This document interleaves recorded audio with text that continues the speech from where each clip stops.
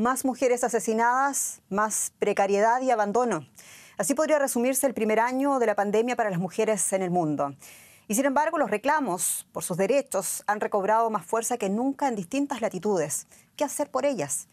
Queremos abordar este tema desde Ginebra en esta entrevista especial por los derechos de las mujeres con la alta comisionada para los derechos humanos de Naciones Unidas, la mujer que defiende los derechos humanos en el mundo, la señora Michelle Bachelet Jeria. Señora Bachelet, muchas gracias por hablar con Deutsche Welle. Muchas gracias. Señora Bachelet, un año de pandemia y la peor parte se la llevan las mujeres en todo el mundo. América Latina y el Caribe es la zona geográfica con más feminicidios, violencia y abandono registrados. ¿Qué está haciendo su oficina para lograr ese cambio político y también jurídico que tanto se necesita en favor de los derechos de las mujeres? Bueno, nosotros hemos estado todo este tiempo justamente haciendo un llamado a los gobiernos y hemos sacado unas guías, ¿no? Con recomendaciones muy específicas para los gobiernos a qué hacer durante la pandemia, porque tal como usted dice, por un lado las mujeres han sido afectadas fuertemente desde el punto de vista del trabajo, porque la mayoría, al 40% del trabajo informal es en mujeres, y por cierto, mujeres que muchas veces trabajan en áreas como el trabajo doméstico o el turismo, la hotelería, que han sido afectadas muy fuertemente también en la América Latina por el tema esto de los lockdowns, o sea, de las cuarentenas, ¿no es verdad? Y todo eso. Entonces, pero además hemos visto un incremento brutal, lamentablemente en todo el mundo, pero América Latina, que ya tenía un récord muy malo en feminicidios, tal como usted dice, hemos visto incremento de la violencia doméstica de manera dramática. Entonces, nosotros hemos entregado recomendaciones en términos de, por un lado, apoyar a las mujeres que pueden haber quedado desempleadas, ¿no? Porque más encima, si una persona tiene un ingreso para mantenerse a su familia y queda desempleado, queda en una situación de mayor vulnerabilidad. Que por lo menos que se busquen trabajos, que haya subsidios para apoyar a las mujeres que pueden haber quedado desempleadas o para aquellas pequeñas industrias, ¿no? Que muchas veces han sido afectadas, un porcentaje muy alto de pequeñas industrias se van a cerrar en América Latina, o ya se han cerrado muchas. Lo segundo, buscar fórmulas para combatir la violencia doméstica, y en los países ha habido todo tipo de iniciativas, y algunas las hemos apoyado nosotros, desde las iniciativas de campañas contra la violencia doméstica, nos llamando a la mujer a que ella tiene derecho a tener sus derechos y que tiene que denunciar aquellos casos. En algunos lugares han desarrollado lugares como refugios, ¿no? Para que las mujeres no estén encerradas con el perpetrador de la violencia y puedan tener alternativas. Y en otras partes han desarrollado iniciativas bien creativas, como por ejemplo un llamar a las farmacias con una especie de palabra clave que le esté diciendo a ellos: estoy siendo víctima de violencia, cosa que puedan avisar a la policía, quien sea. Pero sin duda eso han sido como respuestas para la contingencia, si me permite. Pero lo que nosotros necesitamos es un cambio cultural en la región. Necesitamos una voluntad política de los gobernantes de avanzar en mejores leyes sobre la violencia contra la mujer, en mejores leyes que apoyan a las mujeres en todos sus distintos ámbitos, que puedan tener sistemas de protección social con jardines infantiles, pero también, tal como usted decía, mejorar la capacidad y la calidad y de la información y yo diría, de la motivación, del incentivo del sistema judicial por apoyar a las mujeres, porque ha habido casos tremendos donde lamentablemente hay impunidad y no hay castigo. Y la propia ONU advierte que solo el 55% de las mujeres en el mundo pueden decidir sobre su propio cuerpo, incluyendo los derechos reproductivos. ¿Qué le dice a usted esta cifra en momentos en que cientos de miles de mujeres en todo el mundo y en países como Chile o como México exigen el aborto libre, como ha legislado en Argentina? Yo creo que de nuevo es lo mismo, es tener conciencia que las mujeres no las puedes dividir de una parte del cuerpo hacia arriba y una parte del cuerpo hacia abajo. O sea, las mujeres tienen que tener todos sus derechos garantizados y de acuerdo a sus propias creencias, a la tradición, ¿no es verdad? A lo que le importa, tomará las decisiones que correspondan. Yo siempre postulé como ministra de Salud y después como presidenta de que aquí no se trata de que todo el mundo tenga que interrumpir un embarazo, por ejemplo, pero si la persona tiene, por distintas razones, o por sus condiciones personales, que no tiene capacidad de poder tener ese niño, o porque tiene una enfermedad o por lo que sea, pueda tener acceso a aquello. Entonces, la verdad es que esta no es una tarea fácil, hay una discusión en muchas partes del mundo con respecto a esto, pero la verdad es que yo siento que si uno quiere tomarse en serio a las mujeres, tiene que tomarse en serio a la mujer integralmente y no dividirla o separarla por partes.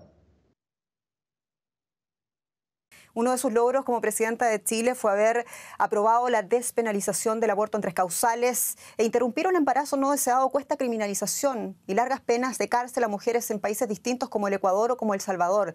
Desde su representación, ¿qué hacer por ellas, señora Bachelet?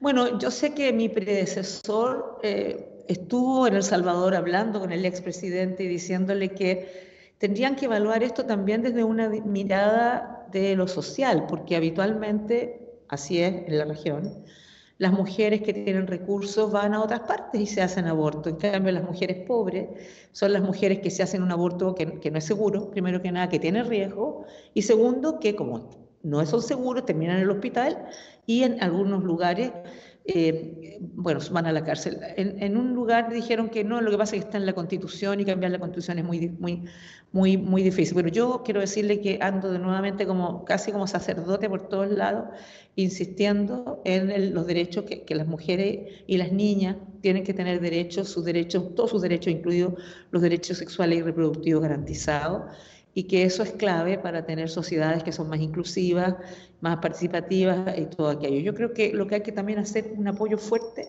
a las ONGs y a la sociedad civil, las organizaciones de mujeres, para que ellas puedan hacer sentir su voz. Hay países como en Portugal, por ejemplo, que durante muchos años este era un tema no discutido, pero la capacidad de los grupos de mujeres de juntarse también con el Parlamento y lograr una ley que lo permitiera, duró mucho tiempo, pero se logró. Y yo sé eso porque fui como ONU Mujeres, en su momento hablar de aquello en esa época no estaba permitido, pero años después fue permitido. Entonces, yo siento que hay muchas cosas que hacer aquí, pero sobre todo apoyar a los grupos de mujeres. Y a ustedes le toca lidiar con todas las calamidades del mundo, la de Myanmar, la de Venezuela, los conflictos armados en África, la represión en Chile, asesinatos de activistas en Colombia, una gran lista. Y la cuestión de género, el hecho de que usted sea mujer, ¿le ayuda a enfrentar mejor esos enormes problemas, tomar mejores decisiones? Yo no sé si me ayuda a tomar mejores decisiones porque a lo mejor es una mezcla de mi experiencia previa, de tener experiencia política y por lo tanto tratar no solo de denunciar, cosa que hago todas las veces necesarias, pero también de tratar de involucrar a los gobiernos en la solución de los problemas, que se hagan cargo de que hay un problema y para eso mi experiencia política me ha ayudado fuertemente, ¿no es verdad? Y como yo digo, creo que uno puede hablar de cualquier tema, pero importa no solo la sustancia, sino también el tono, ¿no? Y poder también decir, mire, si yo estuve en su lugar, entonces conozco los problemas que se viven, pero estos son problemas que hay que resolver. Entonces, yo diría que eso ha sido, pero también probablemente el género, aunque no estoy segura porque he conocido hombres muy dialogantes también y mujeres muy excluyentes, creo que también ayuda porque en general tal vez es un error mío y es un wishful thinking, como dicen, o sea, algo que me gustaría creer, es que las mujeres en general tendemos a incluir, a ser más dialogantes y que eso muchas veces permite con gobiernos que no son fáciles, con personas, líderes que no son fáciles, poder tratar de tener una interlocución. No siempre no tiene resultado, debo decir, pero bueno, el arzobispo Desmond Tutu tenía una frase muy buena que decía que hay que ser prisionero de la esperanza, porque si no o sea, yo tengo que ser prisionero de la esperanza porque en este cargo, tal como usted dice, uno ve mucha cosa tremenda. Y su propio camino no fue fácil, tuvo que enfrentar la arena política, machismo, también sexismo. ¿Qué le dice usted, señora Bachelet, con su experiencia personal a una mujer, a una niña negra o blanca, independientemente de su condición social, que sueña por cambios y quizás coliderar esos cambios?